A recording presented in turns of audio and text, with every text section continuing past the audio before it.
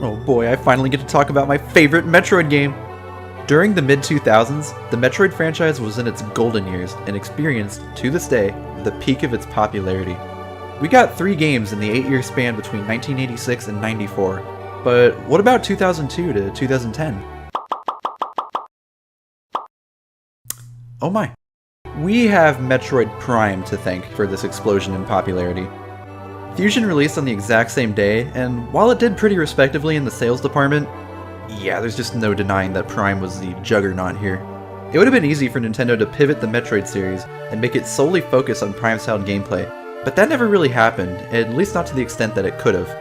Nintendo still saw the value in 2D Metroid, and maintained that these games are in fact the main series. But there's a few sticking points here. The latest game in the series, Fusion, was a massive departure from the typical Metroid formula, and it is very story and lore heavy, making it not the greatest game for a newcomer to the series. At the same time, the original Metroid on NES was an aged, outdated game, even by 2004. With those two concerns, Nintendo saw an opportunity to fix both of those issues in one fell swoop. Enter Metroid Zero Mission, a complete remake of the original Metroid. It would return the series to its roots, focusing on non-linear exploration and isolation, and would retell the story of the original game, making it the perfect entry point for somebody that's just getting interested in the series. And yeah, needless to say, I think it accomplished that goal pretty well. Full disclosure, this was my first Metroid game, so I am a bit biased here. This is actually one of the few Game Boy Advance games that I still own physically, which is kind of surprising to me because I used to be a fiend about trading in old games to GameStop for like 50 cents. But somehow this one managed to survive. I really do have a lot of sentimental value towards this game, but I don't intend on just gushing over it the whole time, don't worry. I think my nostalgia plays a pretty big part into why I like this game so much, but I don't think that's all there is to it. I do genuinely think this game is the peak of the 2D Metroid series for what I perceive as fairly logical reasons, and I do have a few reservations here and there, so hopefully I can get those points across without just sounding like a fanboy. Starting out, the story is pretty much the same. You know, Galactic Federation, space pirates, Metroids, blah blah blah, take over the galaxy, stop them. Although we do get a little bit of juicy lore here with the revelation that Samus was actually raised on Zebes during more peaceful times. But here's the best part. All that info about the Federation and space pirates are in a skippable cutscene when you first boot the game, and the intro sequence when you start a new save file is the shortest we've seen yet. The presentation in general is much better all throughout the game. There's very little here in terms of dialogue, and what we have in its place are these short and stylish cutscenes that just cut right to the chase. There's only a few of them, they're only a few seconds long, and they perfectly convey what exactly is happening throughout the story. I don't mind that these are here one bit. I also really dig the art design here. Everything is so lively and colorful, not unlike the original game, and all of the colors and thick black outlines really pop out more than any other game in the series. All of the games after the original up until this point have had a more muted and conservative color scheme, and they all fit with the tone those games were trying to set up. Fusion took place on an artificial space station, so it made sense for everything to look blocky and flat. Super takes place on the same planet as Zero Mission, but it's abandoned and decrepit, torn asunder by a previous adventure. Zero Mission is tasked with showing the world of Zebes back when it was more alive, before the events that would leave the planet in ruin. It also had to remix the same upbeat music from the original, and just as I did in that game, I enjoy it here too, just as much.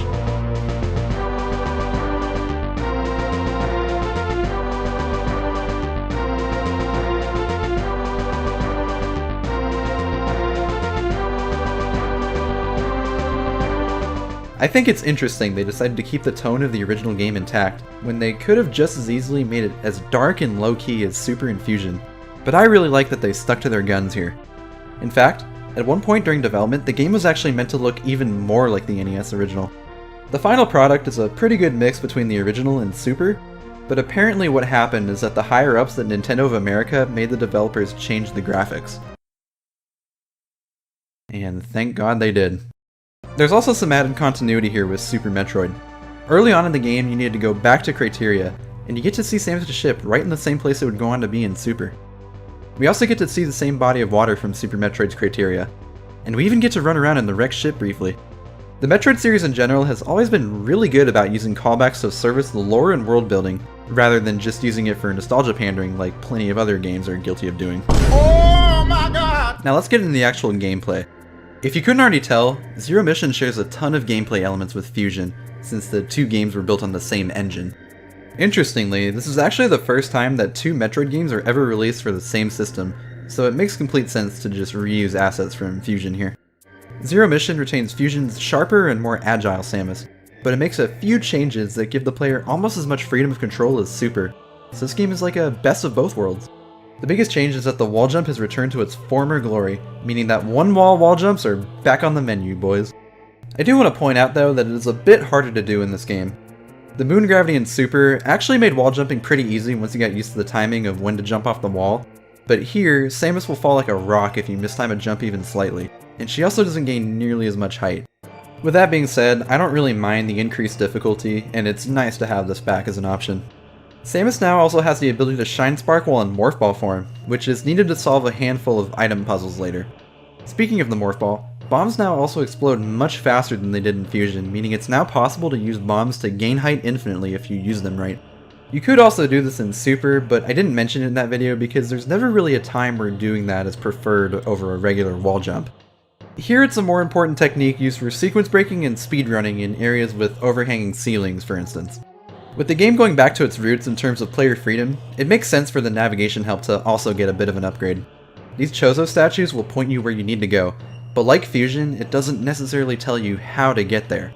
Unlike Fusion, you're actually able to skip them this time around too. Only the first one is absolutely necessary, with the rest having some way to circumnavigate around them, and later on they stop showing up entirely. It could be argued that Super's approach of guidance is preferable, since that game didn't tell you where to go at all. But progression through the game felt a lot more natural, to the extent that direct guidance wasn't even really needed. I will say here that Zero Mission's biggest flaws tend to come from its strict adherence to the source material, as a remake of the original Metroid.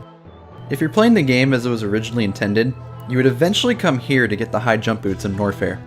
However, once you try to move on, you'll realize that Samus can't take the heat in the rooms up ahead, so you'll need the Varia suit for the heat resistance. The issue is that the Varia suit is quite the long backtrack all the way to the top of Brinstar, in the very same spot that it was in the original game, making this part of the game quite the backtrack slog. I wish they would have moved its location to a more favorable and natural place here in this remake, but as it is, the only reason the Varia suit is where it is because that's where it was in the original. On a similar note, Samus needs to find the long beam again in order for her beam to reach the end of the screen. Come on, I thought we were past this. She also needs to find a new upgrade, the Power Grip, to be able to grab onto ledges, which was an ability that she naturally had in Fusion. Yes, these are some of the first items you get, but at that point they might as well have just made them default abilities. It just makes the beginning of the game kind of annoying to replay when Samus starts off so much weaker than she has in every other game since Metroid 2. I am kind of overstating a lot of these issues though, because it is possible to sequence break major items again if you know how to do it. But it's still annoying if you either don't know about the tricks to do the sequence breaks, or if you're playing the game for the first time. Certain items can be collected out of order, and the Varia suit is technically an optional item once again if you're able to find this little shortcut that they placed here in Norfair. It's actually kind of crazy how many items the player is able to skip over here. It rivals Super in that aspect. Most of these skips are here because of developer-intended shortcuts that are cleverly placed all throughout the map. I'm not exaggerating when I say there are a ton of these, and I'm still learning about new ones to this day, even as I'm working on this video. All of these design decisions make Zero Mission an amazing game to speedrun, probably even more so than Super in my opinion. There's very little story to get in the way, very few mandatory upgrades, and tons of shortcuts that all take a high amount of skill and knowledge of the game to use. Watching the top speedrunners of Zero Mission is like a spectacle, especially because the game is one of the most fast-paced in the series, and it can be beaten in under an hour quite easily. This shortcut in particular actually makes it possible to fight Ridley before Kraid, like you can in the original game. It isn't nearly as obvious, and the game makes it very clear that you're intended to kill Kraid before Ridley this time around, but it still gives the player the option if they're skilled enough. Ridley's lair is a hell of a lot harder without all the upgrades, but like I said in my Super Metroid review, I really respect it when developers give the players the option to go out of bounds and to make the game harder for themselves if they choose. Despite being a faithful remake, faithful enough that they kept the damn long beam, Zero Mission actually heavily redesigns pretty much every single room and hallway in the game. Not just with the art design, but the layout as well. I already hammered in the fact that there's all these new shortcuts, but there's all sorts of new level gimmicks in these rooms, and some rooms even have brand new mini-bosses. For example, this area in Kraid's lair. You know, the one that I said was completely useless in the original game? Well, it now houses this electric generator that activates a railway system throughout the whole area. And there are these new cannons that can launch Samus into the air when she's in Morph Ball form. And it's even complete with a new Acid Worm boss. It's completely unrecognizable from the NES original, but you can totally see where the inspiration came from, which is really awesome. Also, yeah, that's a great name for an area, right? The name of the boss is Kraid. Screw it, just call the area Kraid too. It's genius! Another new addition to the layout are these unknown items that you can find in Kraid, Ridley, and Crateria. They make a mysterious sound when you pick them up. And your power suit in its current state isn't able to make use of them, although they do let you break these blocks, which you'll need to move on to fight the two bosses. Kraid and Ridley both got a few upgrades to make them similar to their Super Metroid counterparts, but they're significantly easier. Too easy, in fact. Kraid is about as difficult as he was before, which is to say he isn't, and you can literally beat Ridley by just running straight into him as long as you don't stop shooting missiles. He's even easier than he was in Fusion, and honestly I didn't think that was even possible. Hell, watch what happens if you get super missiles out of order before you fight Kraid. Well, that was an embarrassment. Killing Kraid and Ridley once again allows access to Torian, and here we get some extra insight that the Metroids have actually broken free and started taking out their space pirate captors. Despite this, Samus is able to take them out just as easily as she did before. Here's the big change though. You don't need to grind Metroids for 20 minutes to beat Mother Brain this time. There's this room right before the final chamber that shoots these green versions of these rings, and those are very generous with the item drops, thankfully. Mother Brain herself is pretty much equally as obnoxious as she was in the NES game. She even actually tries to fight back this time, but super missiles are able to get the fight over with much quicker. Once again, it's time to escape. The escape sequence is also mostly the same, but this time we run back through Crateria out of a familiar cave and yet another callback to Super Metroid. And nope, I'm not doing it. I'm not pretending that I don't know about the stealth section in this game. Everybody else doesn't. I'm so sick of that cliche. So, when the original game would have ended, right as soon as Samus' ship takes off, the space pirates shoot her down, forcing her to make a crash landing next to the pirate mothership. Her only chance to get off the planet is to commandeer one of the mothership's escape pods, forcing her to go deep into enemy territory, where she's outgunned and outnumbered. Everything you've collected on your adventure is completely gone. Samus' power suit and everything that came with it got lost in the explosion. Except for energy tanks. And the power grip, I guess. This is actually the first game to introduce the Zero Suit, and it would become a mainstay in the series from here on out, since Metroid just loves that sweet, succulent consistency. The only thing that Samus has to defend herself with is this rather useless emergency pistol, which can only stun an enemy for about 2 seconds before it begins to chase after her again. Samus' best option through the mothership is to sneak by undetected, but she needs to be prepared for when she'll inevitably get caught. With no power suit to protect her, the space pirates deal massive damage to Samus, more than any enemy in Fusion could ever hope to do. Actually, bringing up Fusion is kind of appropriate for this section. Not being able to damage a greater threat, and being forced to sneak around to avoid getting caught, it's all very reminiscent of the SAX encounters. Even the stun gun has some similarities to the ice missiles from Fusion, since the most you can do to either the SAX or a space pirate is to just temporarily stun it. Actually, that's not entirely true. There are sections where you can use the environment to your advantage, and if you're really good, or just lucky, you can even get two pirates to take each other out with their own attacks.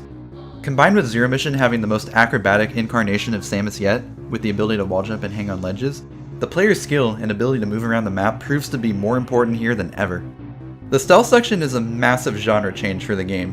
What used to be a fast-paced, action-packed adventure through a colorful and lively world suddenly turns into a tense and oppressive fight for survival, with a considerable difficulty spike to go along with it. I enjoy this section a lot, and I think it fits well within the game. The best part about it is that the game doesn't forget its core identity as a game built for speedrunning, so there's still plenty of shortcuts here to take advantage of on our way to the Chozo ruins. After all is said and done, Samus, having successfully avoided the space pirates, is backed into the very end of the Chozo ruins. She recognizes this mural, and begins to have flashbacks of her childhood on Zebes, realizing that her connection to the Chozo civilization might be her only ticket out of here. This Chozo hologram is the only boss that Samus has to fight without her power suit, but once she passes their challenge, once she's proven that she is the warrior worthy enough to wield their power, she's given an even stronger power suit that recovers every single one of her lost abilities. As an extra bonus, it also decrypts all of those unknown items from before, meaning that we get access to the Plasma Beam, Space Jump, and Gravity Suit all at once. The Metroid series has always done a really great job of rewarding its players for facing its greatest challenges, and it's no different here.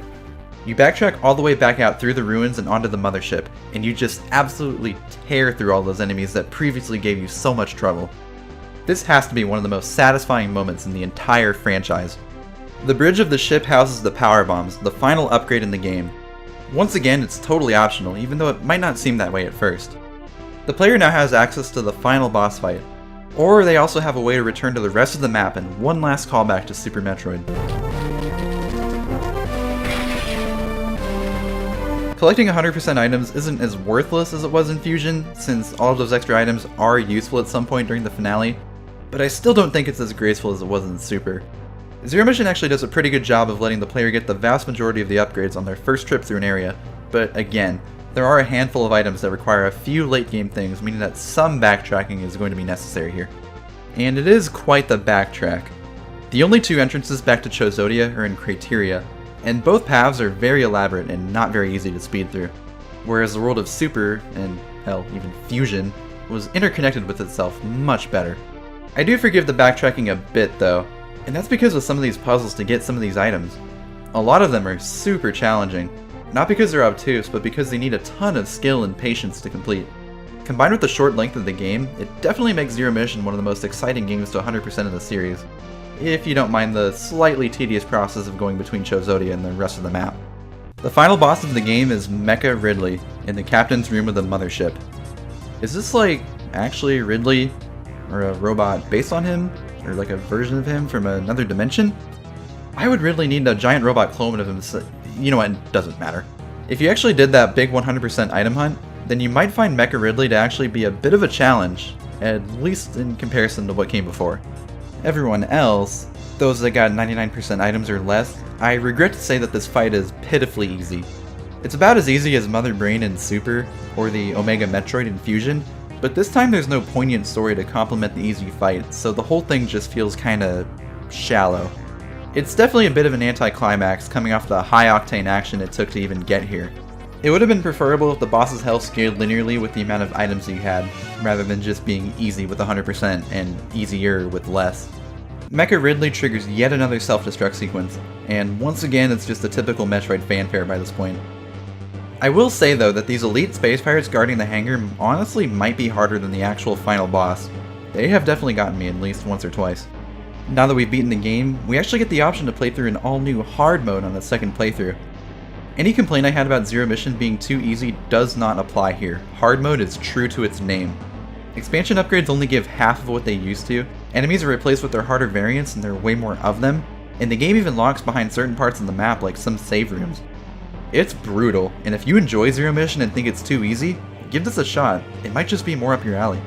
Beating the game for the first time also gives access to the NES original, in case you're curious to see how far the series came in 18 years.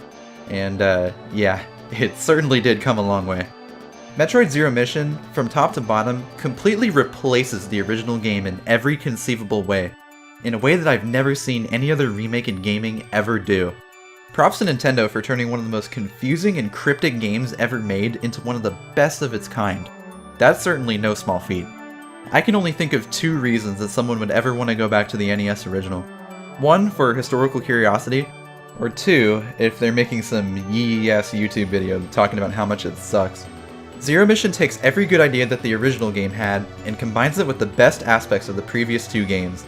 It's just as open-ended as Super and just as fast-paced and responsive as Fusion. It has great art design and catchy music, and it was meticulously designed to be a speedrun game with all these secret shortcuts and skippable items. All of the changes made to make it more speedrunnable make it extremely replayable in general, even if you're not a speedrunner. Zero Mission is a game that I always find myself coming back to. It's one of those timeless games that I can see myself playing anytime I want when there's nothing else worth playing, or even when there is. It's one of my favorite games and one of my all-time favorite series, and I don't think that's ever going to change.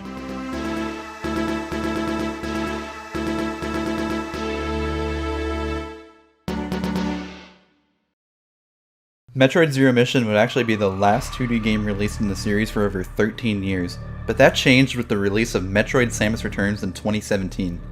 Zero Mission refined the 2D Metroid formula to near perfection, but Samus Returns, true to the Metroid franchise as a whole, wouldn't just directly copy what they already knew worked.